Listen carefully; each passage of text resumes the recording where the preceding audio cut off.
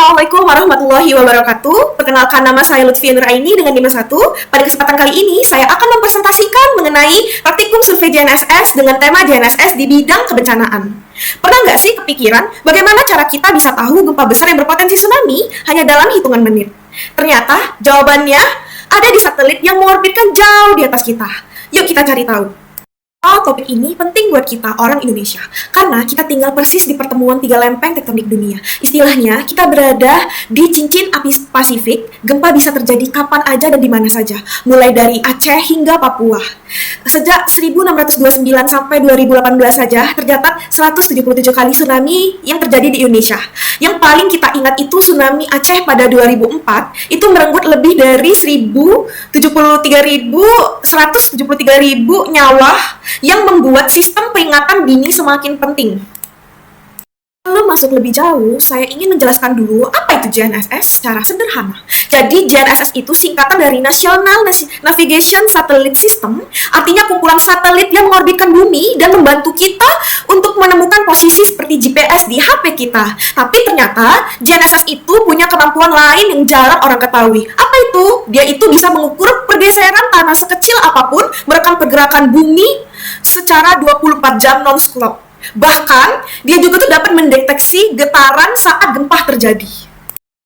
Bagian menariknya, di seluruh Indonesia ada stasiun JNSS permanen, namanya itu CORS. Dia itu merekam posisi setiap detik terus-menerus. Jadi, kalau ada lempeng bumi yang bergeser, baik pelan-pelan setiap hari, ataupun tiba-tiba gempa, pergeseran itu langsung ketahuan dari data JNSS. Bahkan, dari data ini, para ahli itu bisa memperkirakan seberapa besar kekuatan gempa hanya dalam 1-2 menit setelah gempa terjadi. Cepat banget kan?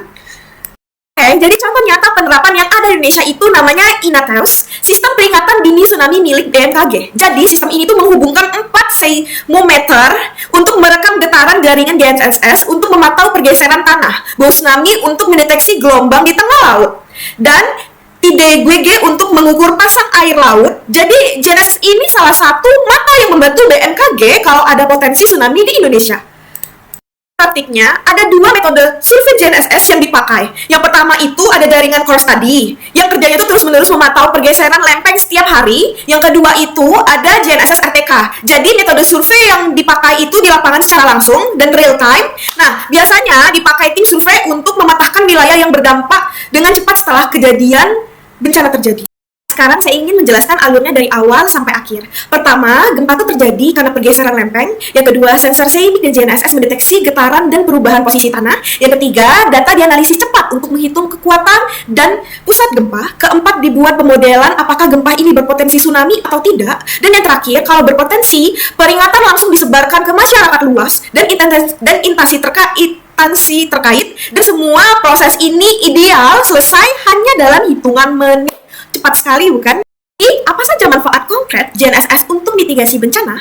Yang pertama, mendeteksi dini pergeseran tanah. Yang kedua, membantu menghitung kekuatan gempa dengan cepat. Yang ketiga, membantu memprediksi potensi tsunami. Yang keempat, mempercepat pemetaan wilayah yang berdampak setelah bencana, supaya bantuan bisa lebih cepat sampai. Wah, banyak sekali ya manfaatnya. Tapi, tentu saja sistem ini belum sempurna. Ada beberapa tantangan. Misalnya stasiun JNSS belum merata, terutama di bagian timur Indonesia. Biaya penggunaan yang mahal, keterbatasan jaringan di daerah terpencil. Tapi tenang aja, ada beberapa solusinya. Yang pertama, perlu ada perluasan jaringan CORS. Yang kedua, kerjasama antara lembaga seperti BMKG, BIG, dan BRIN, serta edukasi ke seluruh masyarakat supaya lebih siap kalau ada peringatan dini. Oke, terakhir sebagai penutup, bisa saya simpulkan bahwa JNSS itu bukan hanya cuma alat petunjuk arah di HP kita. Lebih dari itu, JNSS adalah penjaga sayap yang terus memantau pergerakan bumi di setiap detiknya. Di negara yang rawan gempa dan tsunami seperti Indonesia, teknologi ini benar-benar membantu menyelamatkan banyak sekali nyawa. Baik, demikian presentasi saya. Semoga dapat menambah wawasan kita bersama tentang berapa pentingnya peran teknologi JNSS dalam menyelamatkan nyawa manusia dari ancaman gempa dan tsunami. Karena pada akhirnya, di negeri yang berdiri di atas cincin api ini, detik-detik yang diselamatkan oleh sinyal satelit bisa berarti ribuan nyawa yang diselamatkan. Semoga kedepannya teknologi ini terus berkembang dan menjangkau seluruh pelosok Indonesia, agar setiap orang punya kesempatan yang sama untuk selamat. Saya Lutfi Nuraini dengan NIM 1. Mohon maaf bila ada kesalahan dan kekurangan dalam penyampaian. Terima kasih atas perhatiannya. Wassalamualaikum warahmatullahi wabarakatuh.